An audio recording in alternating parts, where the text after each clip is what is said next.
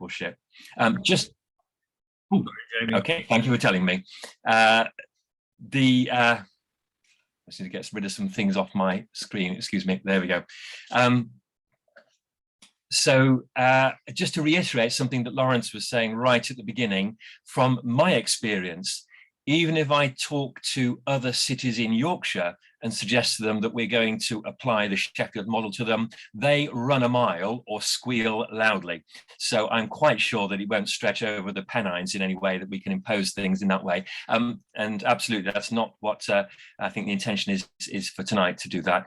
But to look at a place where a model of sharing ministry across a geographic area has been tried, and to a greater or lesser extent has succeeded in missional ministry. And I think not to claim for the Sheffield model anything particularly grand, anything particularly radical, though I think in combination it does do something fairly new and fairly untried. But simply to hear something of our lived experience. And it seems to me, in terms of what we can offer you tonight, there are many different layers to it. I'm sure there'll be a little bit of simply giving you the facts of the case, how it is that we have organised things in Sheffield over recent times. That may be more or less interesting to you. Maybe more significant, a stage up from that, is the story of how we've got to where we are. Because these things don't come in a vacuum. They come because of conversations that have been had, decisions that have been made, and journeys that have been shared, actually over quite a long period of time. And I think Zadie will be telling you quite a bit about that. But actually, from my perspective, the thing that I find most interesting is what it actually feels like. What is the lived experience, both as ministers who are engaged in this kind of ministry, but also, of course, as churches, as elders, as congregations who are part of this. What does it actually feel like? Is it something that we feel is helping us in our Christian discipleship? And I hope that we can at least touch on some of those questions as well tonight. Just very, very briefly, my own testimony, as it were, as far as this is concerned, that I've been in Yorkshire for really quite a long time, just about 24 years now, 19 of those in a pastorate over on the east coast of Yorkshire, a single church pastorate, everything that traditional model of ministry that we inherited in the United Reformed Church was hoped to offer. A small community, a lively congregation, lots of activity, just me and one congregation. I moved from there directly into the Sheffield team ministry, along with Zadie and Simon, some 5 years ago, as a deliberate choice on my part to explore a very different kind of ministry.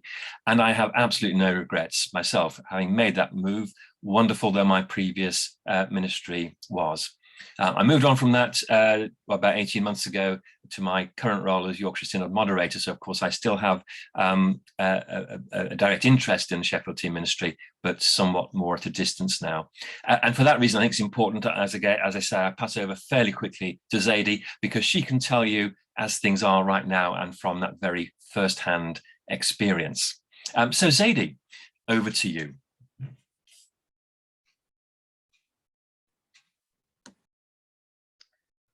Good evening, everyone, and it is a real pleasure to share with you all this evening.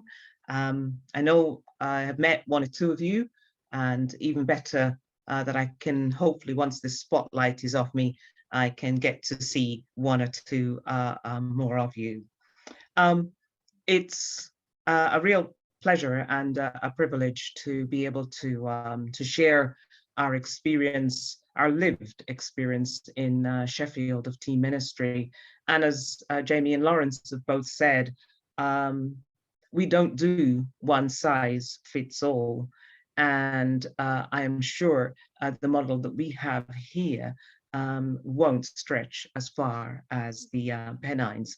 Actually, in some cases, I'm not sure whether or not it will stretch even further than Sheffield, but time will tell. We've had changes over the years, and as in Jamie, and you'll meet Barry in a minute, who is the newest member of the team.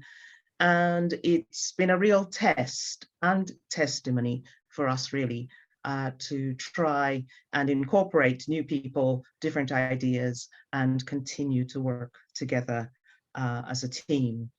Now, I have got a PowerPoint, but it's, death by PowerPoint. So it's whether or not a bit later on, I might just want to flick through quickly if there's anything that you wanted to ask me.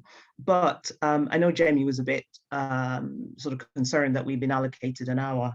I could talk to you longer than that about the ministry, but I'm sure you're going to want to go home tonight. So and I'd love Barry to be able to say what life is like for him now that he's joined us. So let's go back in history. And I think one of the benefits, personally for me, that I think we would sell in Sheffield is the fact that we have a single geographical area that holds us together. We're a small city. We argue with lots of places whether or not they're greener than we are. But one thing's definite in Sheffield, I reckon we have more tree huggers than anywhere else. So it's a great place to be. We're just on the edge of the peaks. Sometimes we have grand visions of going over and taking over the world, because it really is just like half a mile, or we're in North Derbyshire. But we try and stay within our boundaries. And I think for us, that is one of the benefits that holds us together. We all have an S postcode. Okay, so bearing that in mind, it may seem a very long time ago, but the start of our story was we had ministry. We had ministry right across the number of churches.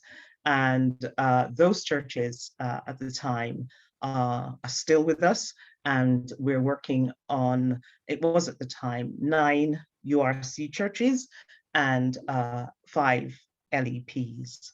And of course, the LEPs all vary from a combination of 2 to a combination of 4. We have one unique church, which is a very popular URC name. It's St. Andrew's, and they have very strong Presbyterian Scottish tradition. I think they took one look at the model for the funding, and based on a number of issues, decided they didn't want to join. So they continue, even now, after all these years, to be observers. So here we are. With the 9 churches and the LEP. Ministry was changing. People were moving on. There was one minister who was due to retire, and there was another minister who was going to get married. Life happens, even in team ministry. And there were 2 other ministers who were moving on.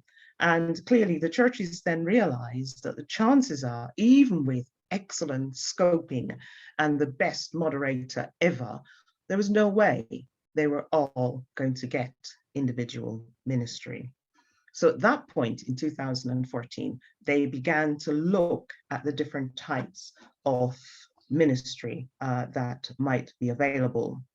So mega church, that's one possibility. Multiple pastorates, and there was at one point in South Sheffield, we had the South Sheffield group where 3 churches actually shared minister. So there was a time when there was the issue of, multiple churches and one minister. Were we going to concentrate on word and sacrament ministry? Because actually running alongside us was also a CRCW project, which is within the city, but not part of the team. So how were we going to interpret what this team ministry thing looked like?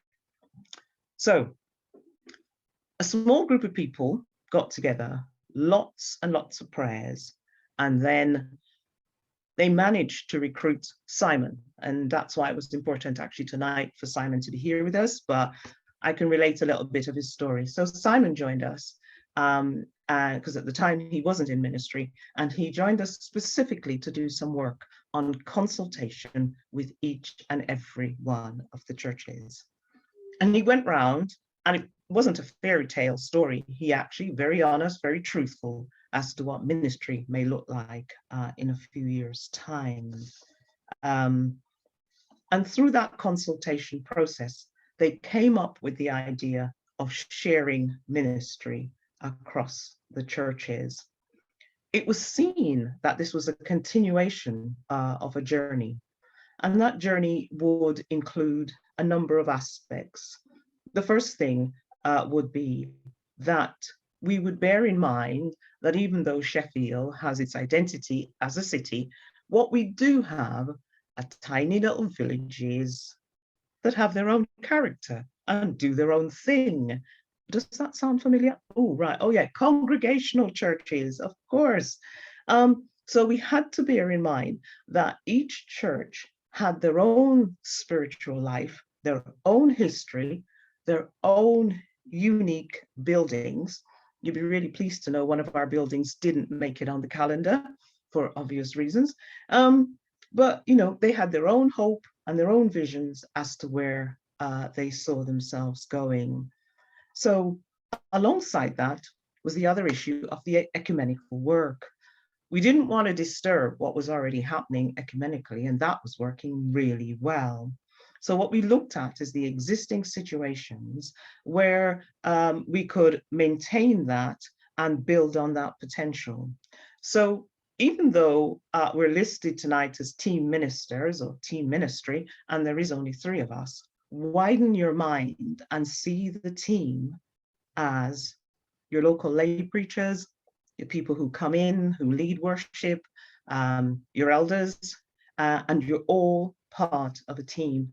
Now, it took people quite a while to get that on, get that sort of issue and that understanding on board, but it is one of the way forwards, is actually embracing the ecumenical agenda and others around you who are part of the ministry team.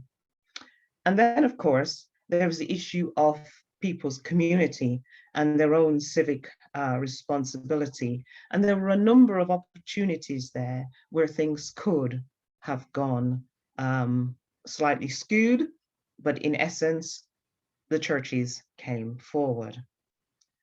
Now, when the discussions started, there were a number of churches who said, no, we're not interested, but they came back, or they remained around the table and listened to the stories. So we started with where we are, where we've come from, versus where do you want to go? Yeah. Look at your existing activity. And actually, if you want to grow and develop, how are you going to do that? We looked at the fact that in reality, numbers were declining, and this wasn't anything new, particularly to the URC. But do we honestly believe as disciples, we could grow through discipleship? We could actually grow people and even grow in faith. And then, of course, there is the diminishing resources. We weren't getting any younger. Some of our key posts in the churches weren't filled. And actually, do the sums. Sometimes 3 is better than 1. And how does that feel? And then, of course, you could either stand on your own and struggle, or what you could do is have a strategic role as part of a wider leadership team.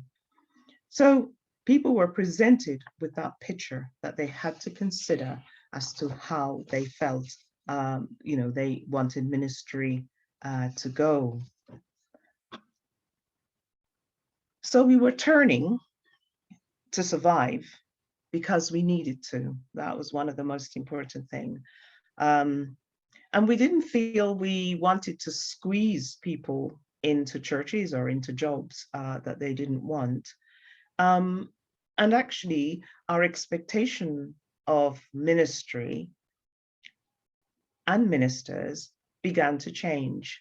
Because when I first started, there was myself, Simon, and a retired CRCW.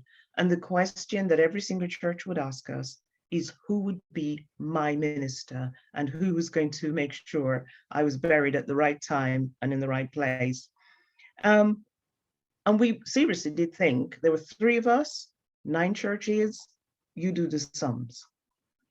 But in reality, once we got people to change their notice boards and put 3 of our names up, it was like, oh, wow, this looks good, you know. So there wasn't really this need for having a named minister. We also took the liberty of saying 3, Trinity. And of course, once you see one of us, you see all 3 of us. But on the Trinity bit, we never quite identified who was who, but I know who's who in the Trinity, but that's another story. So we felt that we needed to keep going, but there were a number of changes that we needed to make. And we continue on that journey together. So people stayed around the table. We had our discussions.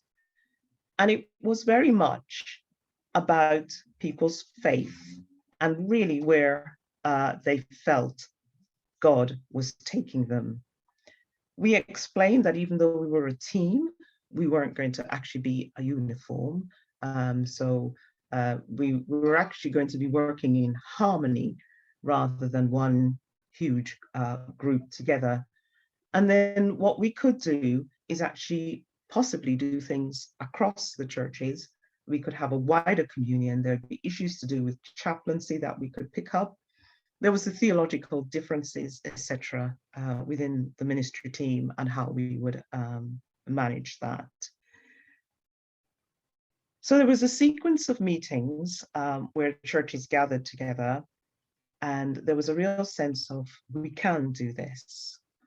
And actually the turning point for us, and believe it or not, it really was a major turning point, was when the treasurers got together and they started to do the sums. And of course, you all know what it's like when you sit and you begin to add up numbers, etc. Clearly, in reality, when the churches really counted their membership, etc., things didn't quite add up as we all expected it to. We had at least 3 of our smaller churches who said, we don't think we can afford this. We'd like to be part of this, but we don't think we can afford it. And it was at this point, through prayer, and I honestly do believe the working of the Holy Spirit, that the 2 larger churches actually said, don't worry, we'll cover your costs. And there was just silence in the room. I think everyone who attended that meeting expected it to be a real sort of struggle and a fight. But in fact, there was a real sense of unity, a real sense of wanting to see God's mission delivered in Sheffield through our churches, and a real sense of wanting to work together. And it was at that point, really, that things began to develop. And it was at that point then the decision was made that they would call the ministers to the team. We're not all 3 full-time. Simon is 75% because he has his Synod role as treasurer. So we started, and just really to say, as Jamie gave a little bit of his background, I grew up on teams. In my secular life, that's what I did. I worked together and managed a number of teams across the country.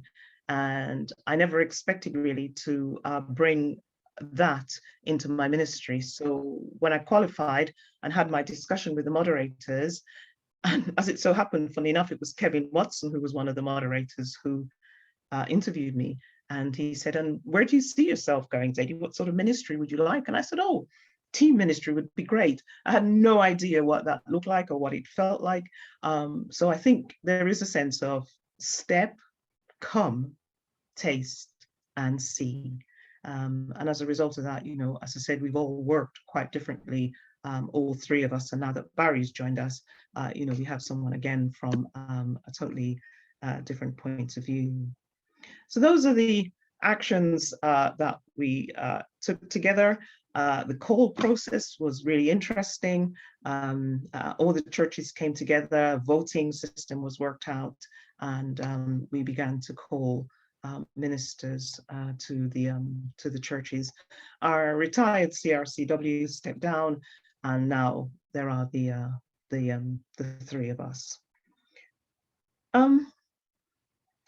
The journey has had its challenges, and one of the main areas that we perhaps would say that we struggle with is the issue of pastoral care, and that partly due to the fact the role of elders working alongside us. We have a system where people come to our attention, and as ministers, we probably, if needed, we will go and visit, but the expectation is that our elderships would actually support us in doing that. Lockdown, COVID has exposed a number of weaknesses, and those are areas that, one of the areas that we need to look at and to work with. So generally, I think the feedback from the churches is that they wouldn't want to go back, and that they are pleased with the support that they get. They do look after us. They are concerned about the fact that we don't run ourselves into the ground.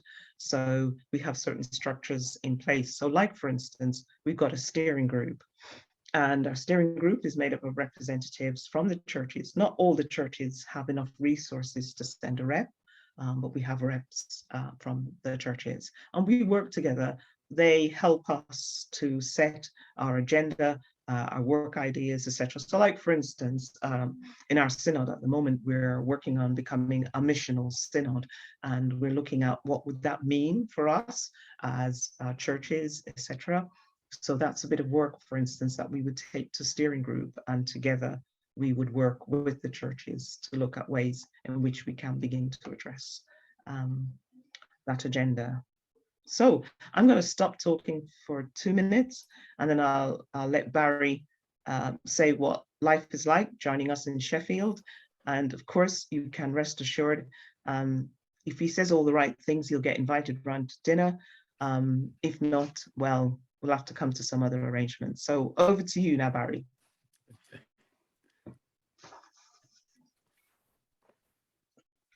Good evening, everyone. Yes, so I joined the team at the beginning of September. I moved up from the West Midlands, and from a very different situation there. I was minister in one church, also had a synod role, but one church was the bulk of my time.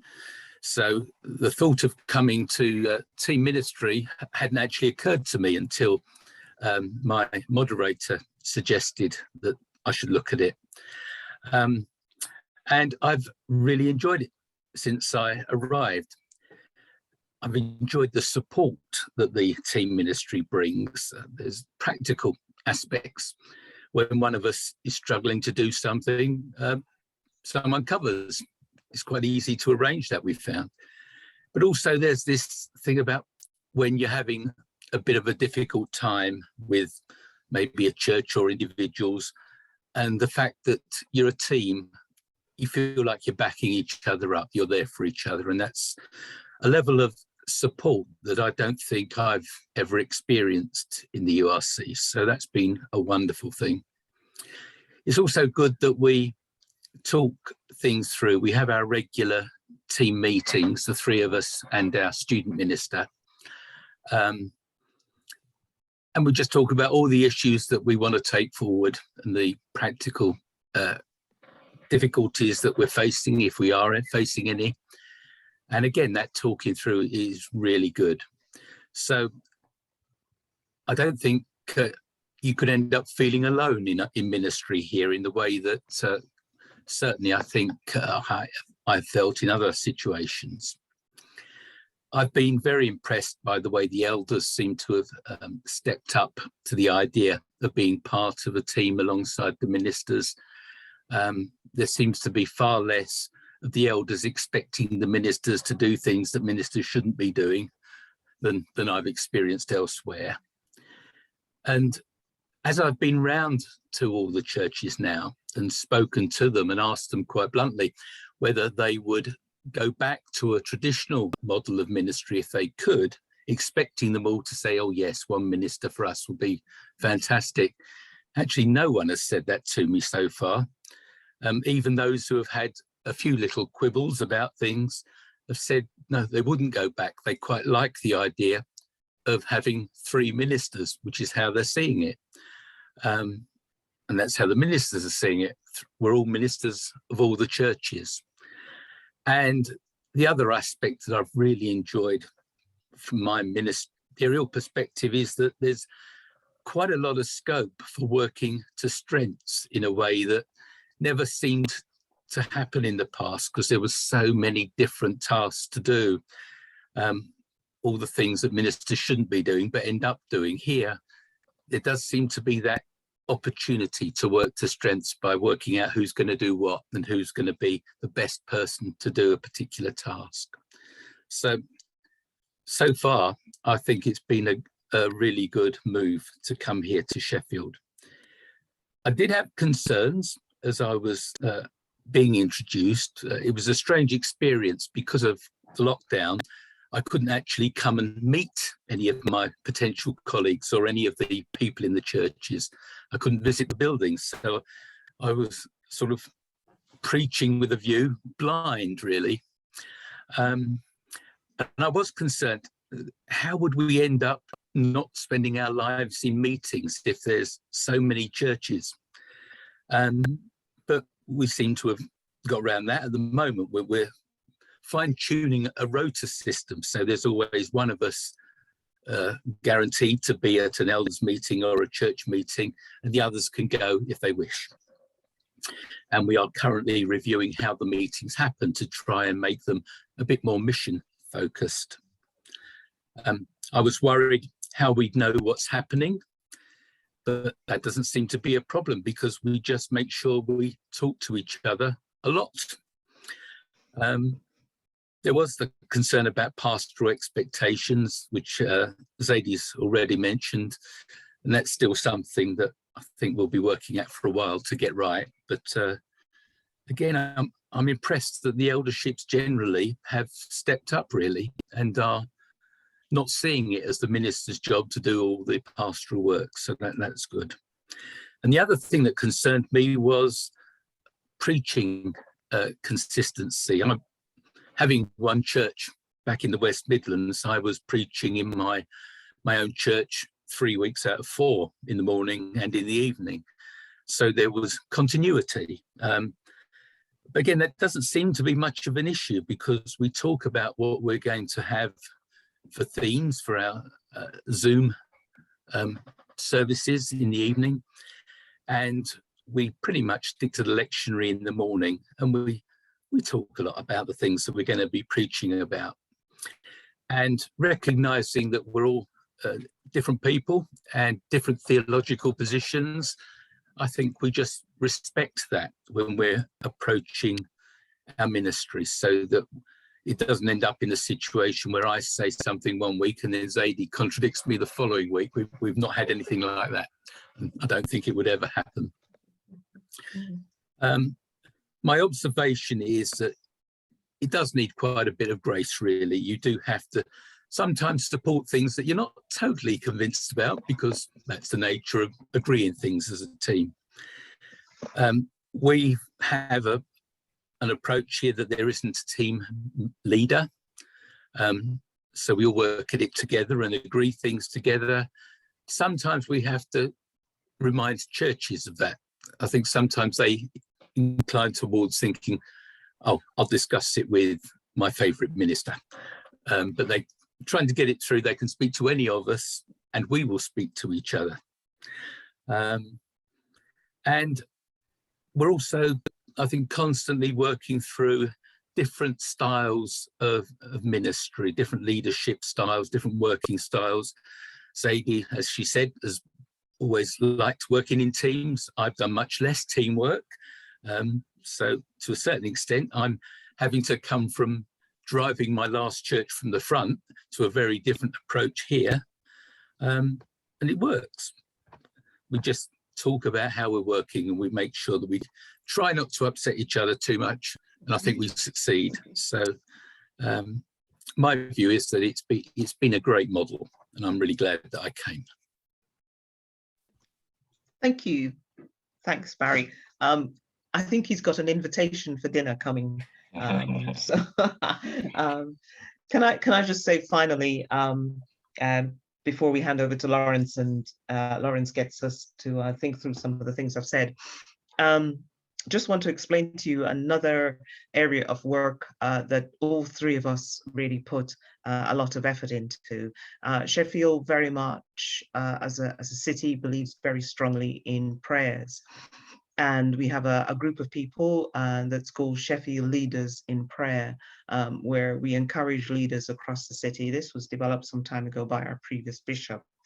But what we do as a team, and actually to help support the churches in the localities that they are, is we have prayer meetings based on postcodes, and they're all ecumenical. So we have S12, S17 and S8, and what we try and do is to be part of small ecumenical prayer meetings, including elders and members from the church who come together and pray together for our locality and for the people in our city. And that's another way in which we might be tiny, because it's only just a few of us, but there is a real sense that we're reaching out into our community and getting well known in that process. So I think that's enough for us for the evening.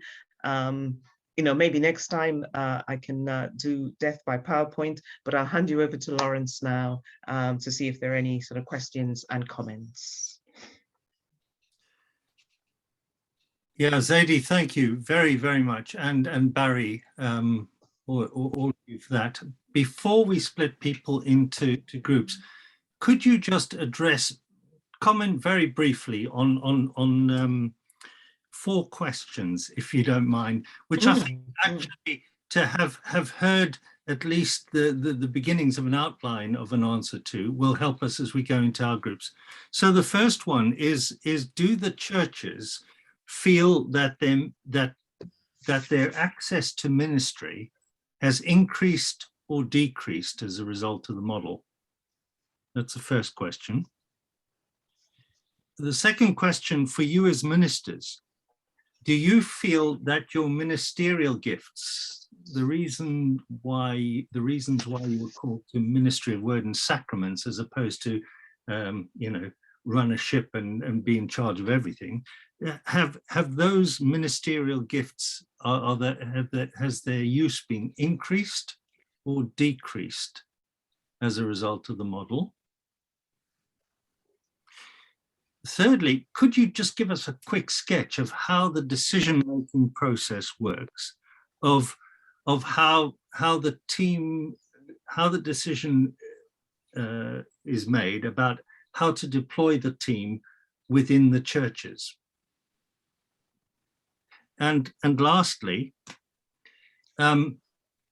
certainly for us, and I assume it must be the same, this must have been a huge cultural change. It certainly is for many of our churches and many of our people, both ministers and churches. What would you identify as the key things that shifted the culture or allowed it to shift? So has ministry, or do churches feel that ministry has increased or decreased? Do you feel that your gifts are being used more or less? How does the decision-making process, deploying the teamwork and cultural change, what were the key shifts? And whoever would like to ask to respond to that, Jamie, Zadie, Barry, thank you. I don't mind saying something to kick us off. Come on, Barry. Do churches feel they're getting more or less access to ministries? The answer I'm getting from the question, I've asked that very question as I've gone to meet all the churches, is that I think they feel they're getting more ministry because they see it as 3 ministers rather than 1 minister shared with a load of other churches. Each church, I think, sees us as 3 ministers for themselves and the others. So I think there's a sense that, yeah, they're feeling comfortable with that.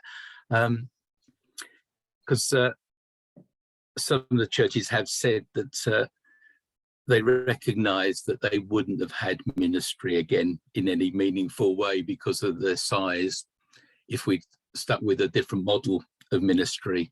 Whereas here they're getting a good level of ministry coming to them. And I think they recognise that things that are being done in one church, we're always looking to see whether it's something that can be done at a team level. And we're looking at some of things now to see whether they will work in a variety of different churches. So I would say there's a sense of feeling there's an increase in access to ministry. And from the gifts, I mean, that's the thing that I'm loving, actually, that I'm not doing all the vast amounts of stuff that I shouldn't have been doing in ministry here, because the churches have stepped up really, and the elders are getting on with things in a way that I've not seen before, which is enabling the ministers to actually do what ministers are supposed to be doing. And at the moment, I'm loving that. I'll leave Zadie to say something about the decision-making process, because I'm still discovering that myself. Thanks, Barry. I think one of the unique things that have come up most times when we've talked to people about our type of team ministry was the fact that we don't have a team leader. And the question about how do we make decisions.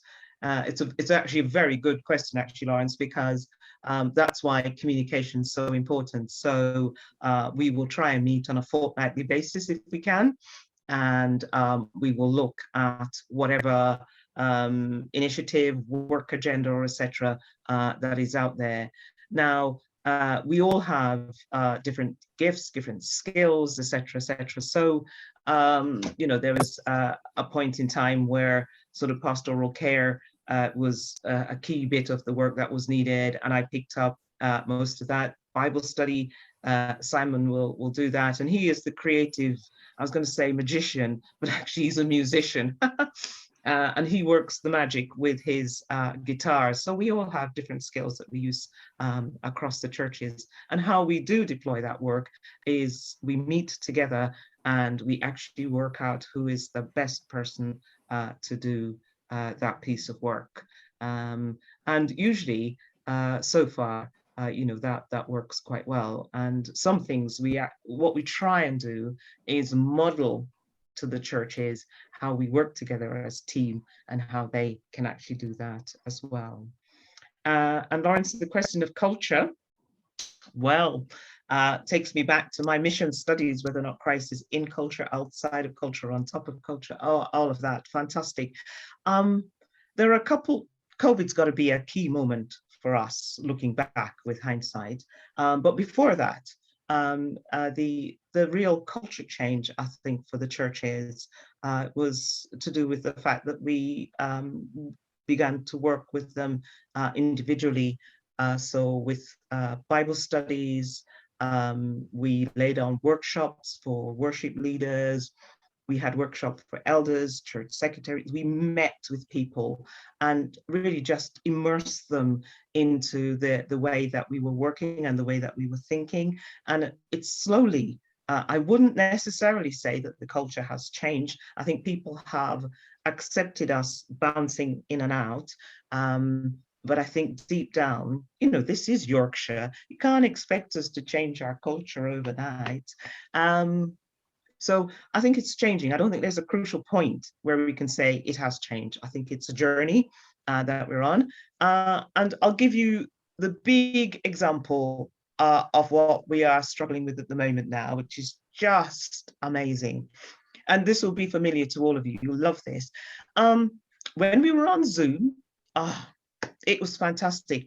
I wasn't here initially when Jamie set up Zoom, but you know, Jamie did this fantastic job. I came back and Zoom was happening, and we had over 100 devices. We were a bit worried that we would get into trouble with Zoom because of the account and all of that.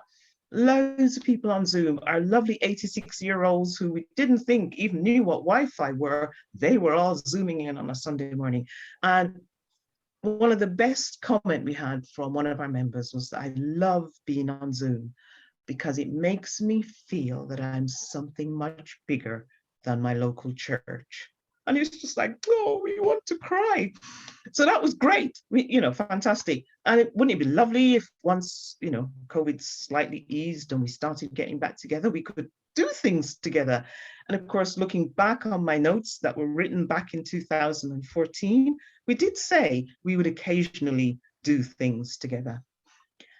So listening to the voices, we thought, we came up with this idea that wouldn't it be great? And oh, by the way, our young people on Zoom, we were one of the only places that managed to continue to have, can't call it junior church now, because you should see them. They've shot up. They're all taller than us now. But we had sort of junior church on Zoom, and they wanted to take part in the adult worship. And it was just great. Everyone loved them. They would read, we'd do a bit of drama, etc. Oh, this is fantastic. So we thought, right, Advent, great time, start of a new year. We're introducing ideas, messy church, cafe church. But wouldn't it be nice if we could share this Advent journey together as we prepare for the coming of Christ the King? He could come as a baby, or actually he could come as judgment and give us all a hard time. But at least we'd be together, this whole unity thing. We thought we'd cracked it. Boy, oh boy. Well, you'll be pleased to know we've fallen out with most people.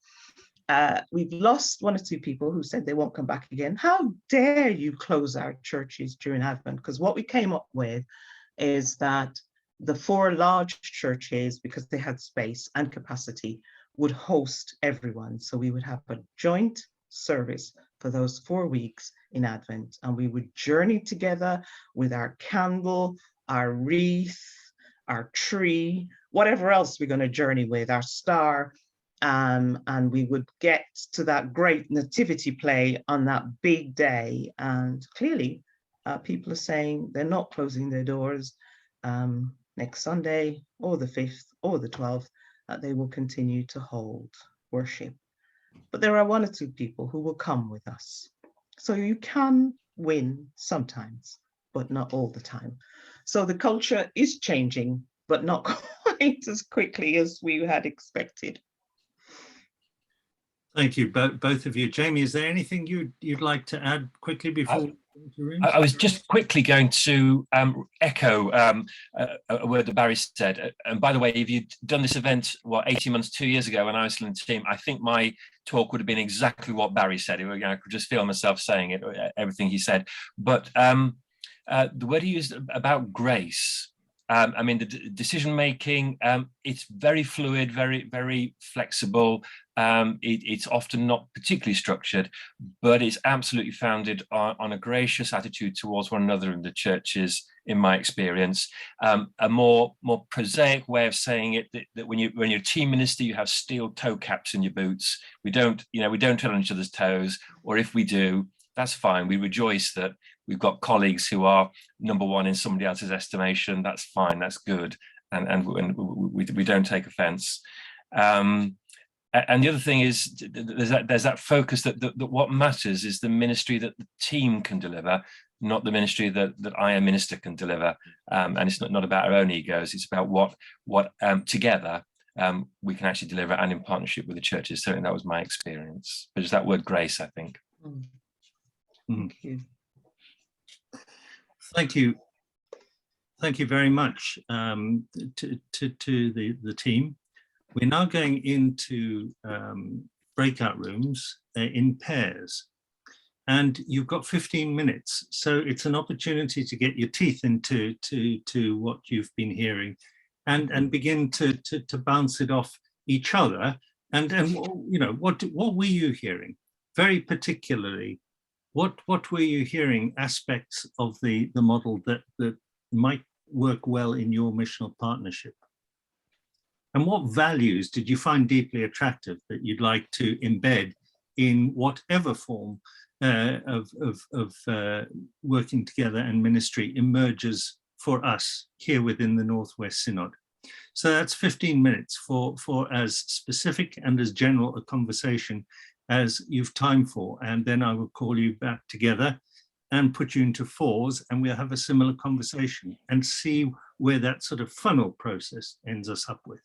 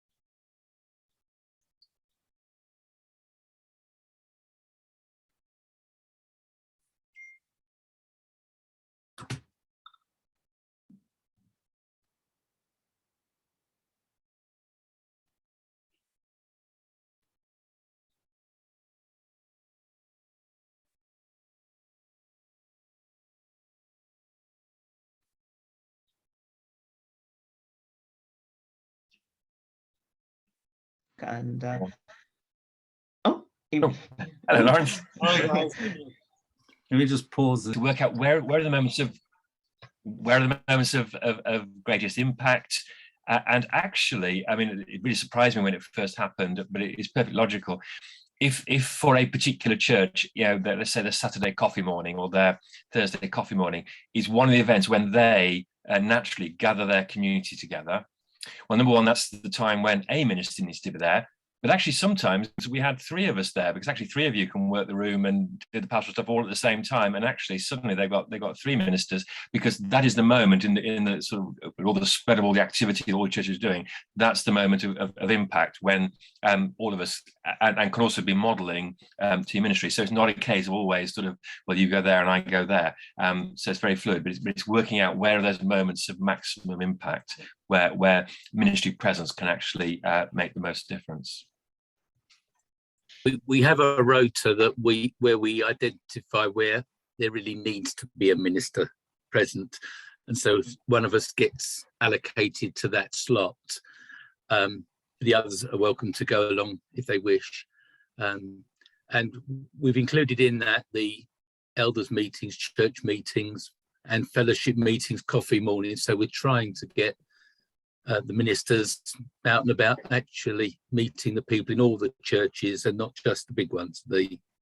Even the tiny churches see their minister and get the chance to talk to us very regularly. But the rota is a fairly new idea, I think I'm right in saying. Right. And one question about the rota team is, do all the churches have a copy of the same rota so that everyone can see what goes on, or is that not an issue? I think the churches know the preaching rota, so they know where we're all preaching, so they know we're not taking a sneaky morning off or whatever. But they don't know who's going to the various fellowship meetings, so that we're kind of free to adjust that as necessary. And if something comes up, we can change our minds without causing any upset. So they know someone will try to be there, but not necessarily. But they know who will be at the elders meeting at their church. Thanks. A couple of questions around calling, because in our system, the missional partnerships will actually call ministers in the same way that I suspect the calling works for you. So who and how does the discerning about the gifts of the minister that they're looking for? that they're needed? That's one question. Actually, yeah, let's just go with that one for the moment. The discerning of the gifts of the minister that for in our case a partnership, or in your case the team. For us, I'll answer that because we've obviously had two areas of experience with that. How this process works is we have put together a profile. There's an overall introduction, and then the churches do an individual one for their own sort of locality and area. That's then sent to the minister who's interested in coming and joining us. And that person then, if they feel that it's the right way, they then meet with us as the ministry team. So it would be myself and Simon. When Jamie was coming to join us, he met with myself, Simon, and our interim moderator. And it wasn't really an interview, it's just an opportunity to sit and to chat and to pray, actually, with Jamie about the sense, and the same with Barry, although he was done online. And then what would happen then is that if we were happy for that to go forward, our steering group sort of metamorphosizes into a vacancy group. So certain members drop off and other members join, etc. And they become the vacancy group that then meets the individual concern, goes through various questions, etc. And if that definitely is a yes, then we continue with the process that goes into an invitation to meet the churches and then to preach with a view. And as I said, the whole thing is the churches are all encouraged to come, to be part of that, and to vote and to share their views again about the calling of that particular minister. Thank you, Zadie. I think my reflection, Lawrence, would be then that there are three criteria that you're looking for. Are you a team player? Are you a team player?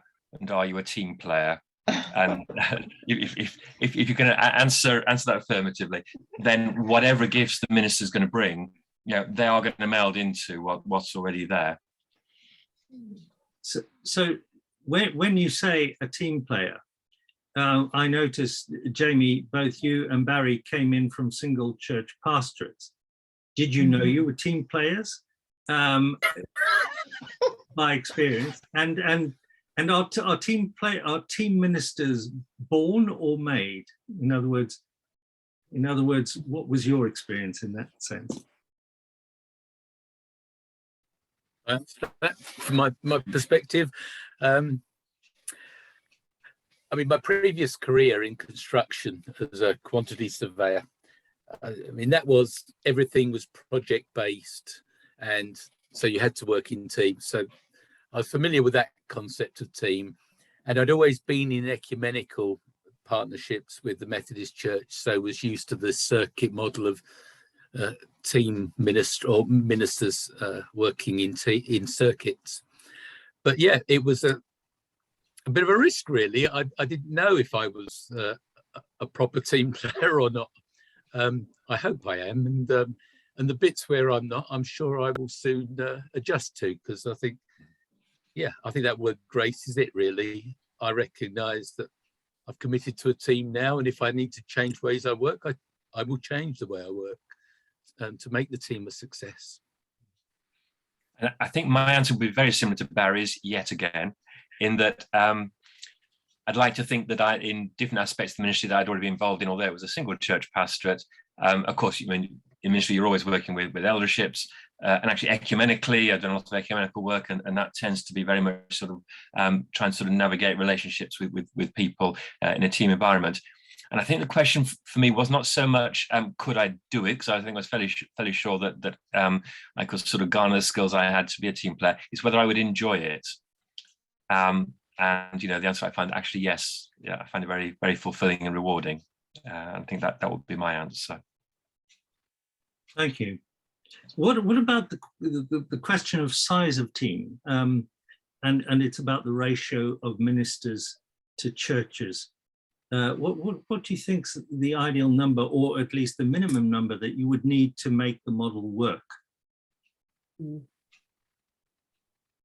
I think actually, Lawrence, when we started, we felt the minimum number of the 2.75 with the 15. We didn't quite have 15 at the time, obviously, because St Andrews still haven't joined. But with the 14 churches, we felt that that would be sufficient.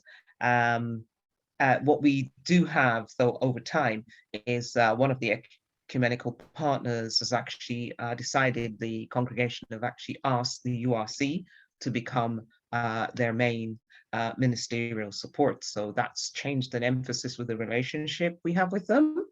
But also we have this wonderful moderator who keeps giving us more churches. So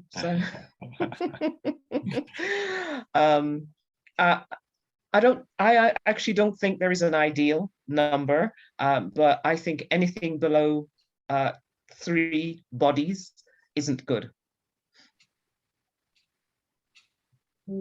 Thank you. Zadie, you spoke about Simon and his experience. Simon was the first to be appointed, and therefore must have spent time solo. We've got a couple of ministers who are coming in, and they're the first ministers in the partnership. What would be the best way of supporting them, and how quickly do they need colleagues before it just falls apart? I think, Lawrence, that's really fascinating, because I think for me, Simon was in the January, and I turned up in the July. And I think it would be really unfair to leave anyone for any length of time on their own with so many churches without the support that we had in place. And what we had in place, I know they were still learning their role and discerning what they were trying to do, but the support of the steering group was there for Simon. And also, even though he was technically on his own, we had an interim moderator, and we had the CRC, the retired CRCW, who worked alongside him. So there was very little time where I could say that he was on his own with all those churches, because the support was really quite important. Because if you look at the sort of wordle that we just had, support is one of the key words that's in there. And funny enough, the eldership for us really surprised me, because I came in as like, great, this is team straight out of college, I can conquer the world type of thing, I don't need to stop. And there was a couple of eldership meetings where people basically said, and this is a bit about ganging up on us, it's like, have you had a day off this week? Because I'm not very good at taking my my annual leave. Have you taken your leave, etc. So the elders themselves, funny enough, stepped up to that role once you were there on your own. Okay, thanks. I think we've time for two more areas to look at. The first one is communication, and it was big on the Wordle, and obviously you're getting something right. What are the key things that you're getting right with communication? That's the first question, and the second one is how you would, as a group, identify mission priorities. So if we could look at communication first and come on to mission, I thought I'd give you both so you could think about them.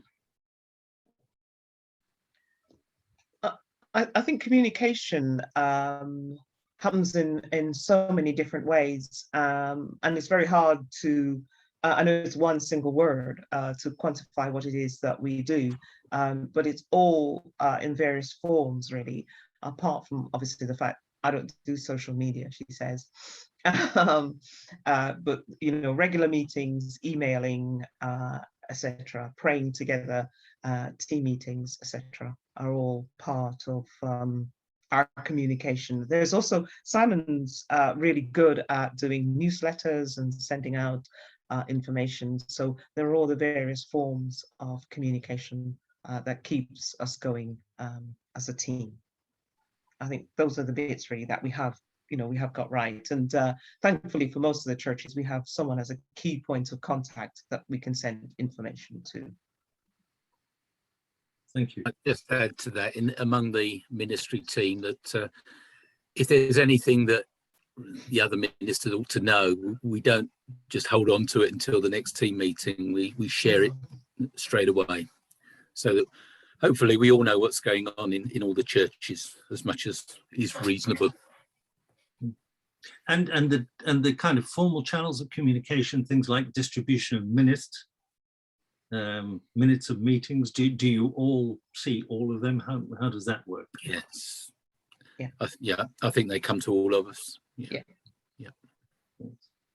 So lastly then, the question around discerning mission priorities. How does that work in the team? I think for us as a team, it would start off from a discussion in team meeting, and I think we would then take it forward to possibly to steering group, and then from the steering group. There's also the mission and care. That was something that I wasn't aware of coming from the West Midlands. I hadn't picked that up either. But in Yorkshire here, we've got a mission and care group that is, again, for us, coterminous with Sheffield, and that offers a sense of discussion about mission and also about caring, for each other. So those are the various platforms that we can actually take that to. So one of the mission things that we're picking up for this particular coming year is that real sense of prayer and intentional prayer and invitation. So we'll be looking and, of course, introducing the ideas, particularly where needed, of messy church and cafe church and that sort of thing. So those are the three key areas that we're going to be working on as a team. So we would have a discussion at team meeting about that. And then at the next steering group meeting, we will take that forward and then hopefully disseminate it through the elders meetings, etc. Thank you. That's great. Go on, Jamie. Just briefly, Lawrence, Zadie, I don't know if this is still true, but I was aware in my time that we were involved in a very large number, actually, of ecumenical gatherings, ministers' church leader gatherings, right across the city, and that was a real richness. We were the proverbial bad pennies that kept on turning up at every ecumenical meeting. I don't know if that's still true, but a lot of those conversations are about those shared missional imperatives in different parts of the cities with their different challenges. And so that, for me, there was definitely that ecumenical dimension, or the conversations that we were able to have with colleagues.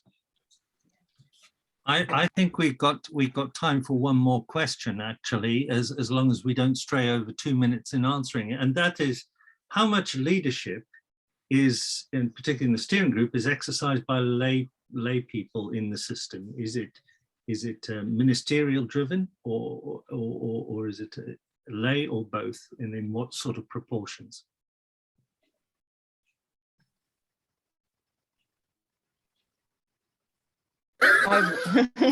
I wouldn't say it's I wouldn't say it was ministerial driven at all, actually, Lawrence.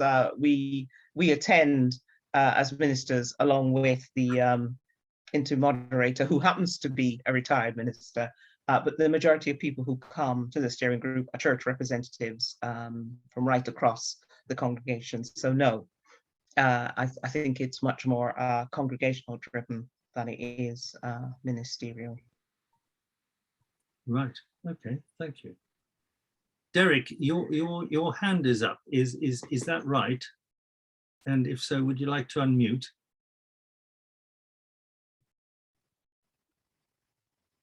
No? I don't think I've intentionally got my hand up. I didn't realise it was. Oh, that's I'm all right. lowering my hand. But I've been listening with intent to what's been said, and I think a lot of it is resonating with us. So it's been very good. Well, thank you, and that brings us to the time where we need to say thanks. Very particular thanks to Jamie and to Zadie and to Barry. I hope you found it useful, at least, to hear from another part of our church family how they are wrestling with, exploring, pioneering, doing all sorts of things with the kinds of questions that we need to be wrestling with. And these are going on in all sorts of corners of the church, in every corner of the church, but they've got a particular form for us. I want to encourage you strongly as possible to feed back your thoughts. We've answered a lot of the questions, but we couldn't cover all of them. But if you've got an unanswered question, it might be something that you want to feed into the consultation process. Leslie Husselby, who is holding that process, is here. And I would encourage you to feed into that process anything that arises immediately and as things percolate down. Thank you, all of you, for your time. Thank you, all of you, for your commitment to the churches and your work in the various steering groups and as ministers. Can we conclude our evening by unmuting and let's bless each other with the words of the grace. Say together. May the grace of our Lord Jesus Christ, the Christ,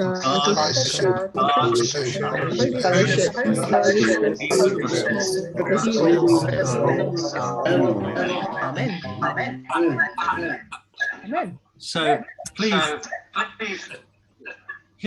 as we go, would you undertake to remember the Sheffield team in your prayers, and Jamie as the moderator, and we'll ask that they pray for us, and we all pray for each other and ourselves as we go forward from here. God bless everyone. Good night. Take care. Thank you. Thank you very much. Good night. Thank you. Thank you. Laura, Very much. Bye. Thank you. Lawrence, thank you very much for hosting so well. Thank you. Pleasure. Thank you. My pleasure. Lawrence, everyone asked if we can make the recording available so that people can listen to it again. Yes, we can. We've missed an interesting chunk because I paused it and then forgot to unpause it, but That's okay. the most of it, we will. Will you be sending out a picture of those words that all came together with that? Yes. Are you Exactly. sending those out? Right. We can do that, Great. yes. And I'll send them also to Leslie as part of the consultation. Great. Thank you very much. Thank you, Lawrence. Thank you. Great to see you all.